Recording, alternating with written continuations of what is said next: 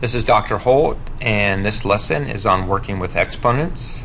In this lesson, I want to familiarize you with some of the basic operations you can do with exponents, discuss some of the things that students often do wrong, and hopefully as a result of this you'll have a better understanding of how to work with exponents. The first thing I want to go over is multiplication. When you have x raised to the a power and you're going to multiply that by x to the b power, in this case this is not equal to x to the a times b. I see students do that all the time. In this case, when you have x raised to the a power times x to the b power, that is equal to x to the a plus b. So in this case, you're going to add your exponents. An example would be x cubed times x to the fourth. Again, that is not equal to x to the 12th.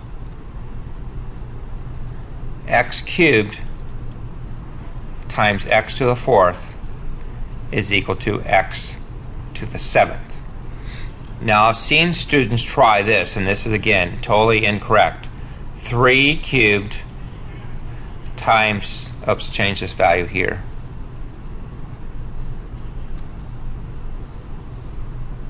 Times, say, 5 to the 4th power. And I've seen students try to do that. So say, okay, 3 times 5 is 15, and they'll raise that to, say, the 7th power. Again, that is incorrect. You can't do that. If you have something like this, you cannot do anything with the 3 and the 5. Typically, you could leave it this way, or you could take 3 times 3, which would give you 27, and then 5, which is, I believe that's 625, doing that in my head, and then multiply those together. You could do that, but in this case you cannot multiply the 3 times the 5. If you get in a fraction where you have x to the 1/3 power times x to the 1/4 power, okay, in this case you need to find common denominators. So I'll change the color, and over here we're going to multiply the top by 4 and the bottom by 4. Over here the top by 3 and the bottom by 3. Again, I'm trying to get a common denominator, which is 12. And now when you do your multiplication here, you add exponents. That's going to give me x to the 4/12 plus 3/12, and your answer would be x to the 7/12. Okay, again, that's when you have a fraction. All right, let's talk about what to do when you get a divisional type problem. You see these often. If you have one here, x to the 6th power over x to the 3rd power, again, just like I did multiplication, this is not equal to x squared, meaning 6 divided by 3. You do not divide the exponents. It's going to be a subtraction. So what this is equal to is going to be x to the 6th minus 3, which is equal to x cubed. All right, another example would be if you had, say, x squared over x to the 5th power. That is equal to x second minus 5, which is equal to x to the negative 3. Typically it's not written this way. Typically it'd be written like this.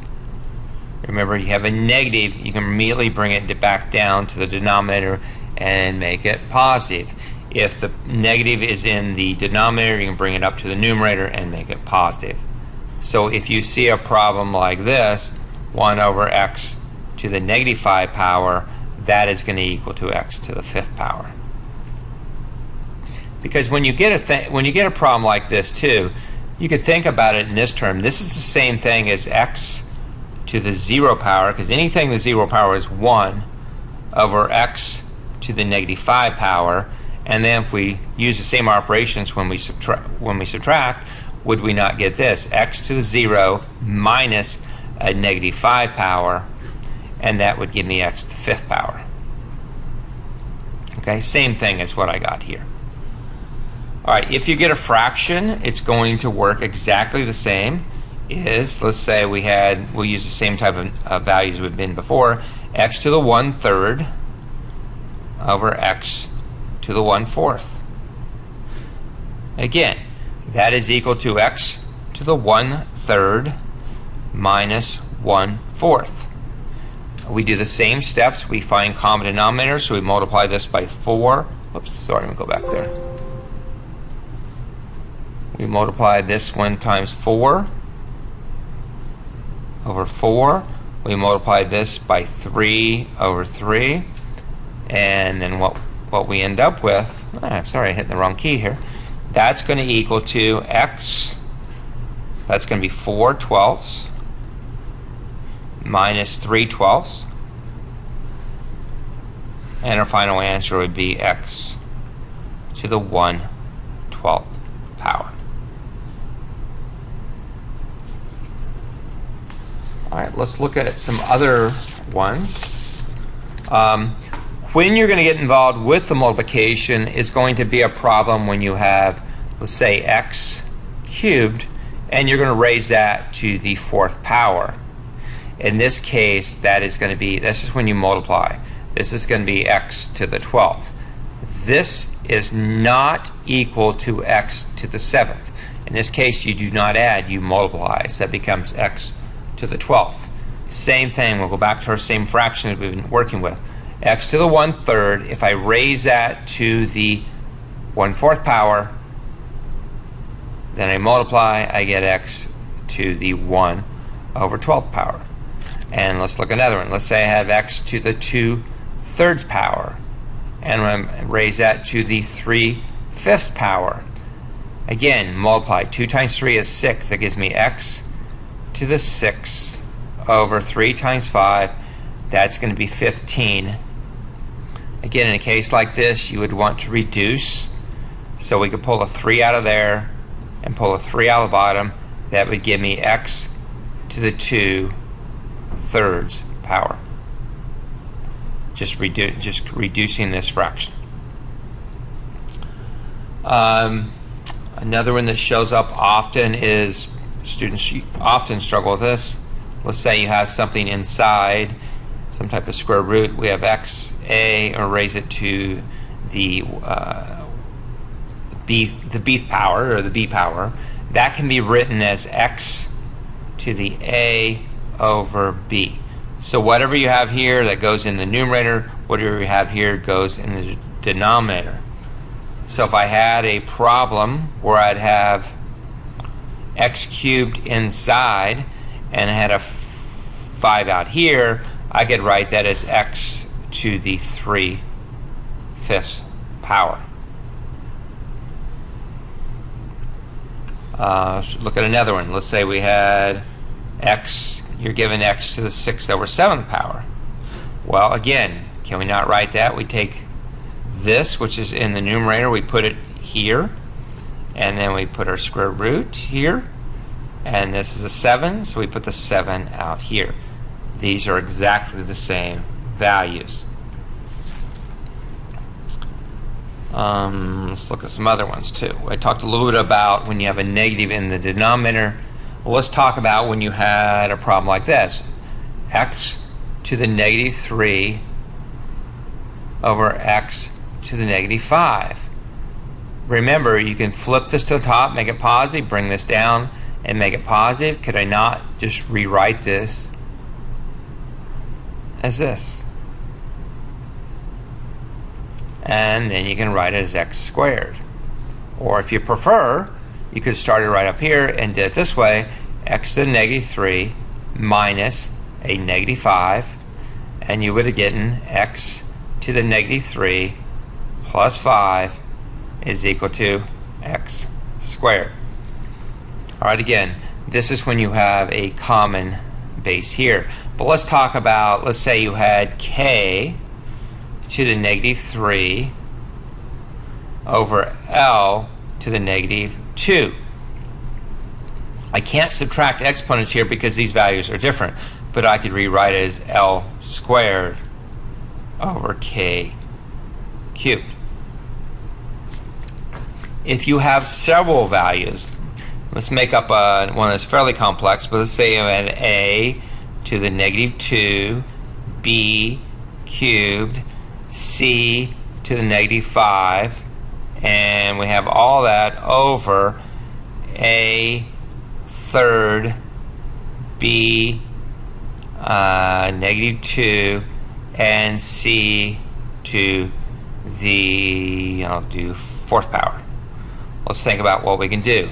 We can rewrite this for one thing. If you want to rewrite to help you to get started, could we not rewrite this as, I got the negative, let's bring it down. So I'm going to draw my line here, do the a first. I bring the a, it's negative here, I bring it down to here. I have the a cubed here. I got b cubed here, and I got b negative 2. Can I bring the b cubed here, bring the b squared up, because it's negative, I pop it to the top. Sorry, I got a bell going off. The c, I bring it down, c to the 5, and c to the 4. I simplify, and I would get b, remember you add exponents here, b to the 5th, over a to the 5th, and we have c to the 9th. And that would be your final answer. Again, you cannot reduce any of these because these have a different value. All right, let's talk a little bit about solving with exponents. Let's say you have a problem written like this. X to the 3 halves is equal to 8. If you get a problem like this, you need to isolate the x.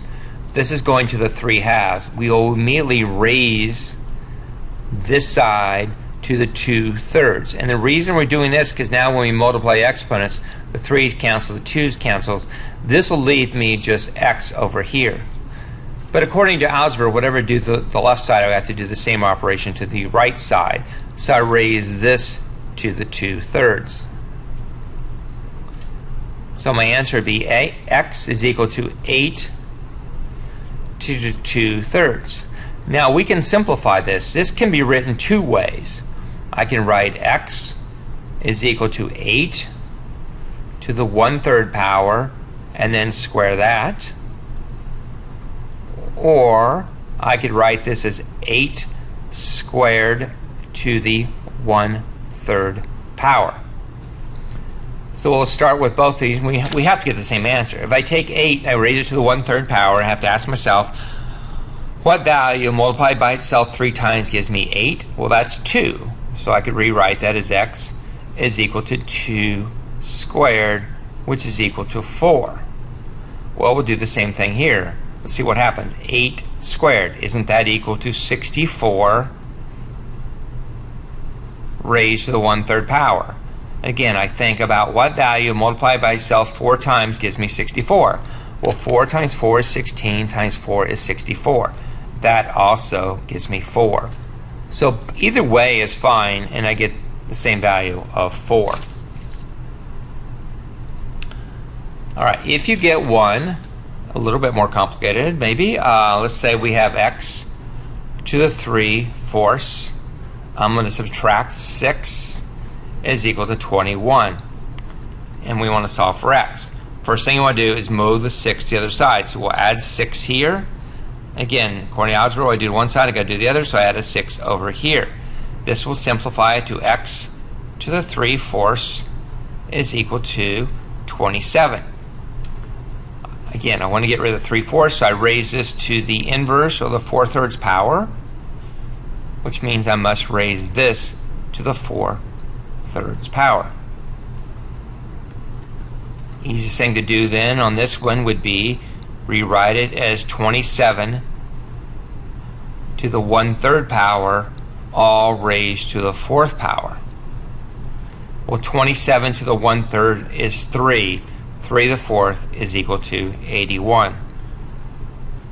And if you're trying to do these without a calculator, it's going to be a lot more efficient to try to do it this way, raise it to the 1/3 power first than the other way around. Because think about it, if I tried to raise 27 to the 4th power, I have to multiply 27 by itself 4 times and then figure out what number multiplied by itself by 3 times that. Sorry, what number multiplied 3 times would give me that same value. Well, that's a lot more difficult unless I have a calculator. Especially like on an SAT or something like that. This is going to be much easier for you to go to the denominator power first. So I raise it to the 1/3 power. It's going to give me a smaller number, and I raise that to the higher power. Anyway, this is a short video on exponents. I hope you follow the rules that I have established, and hopefully your future will be much brighter as you work with exponents. Best of luck.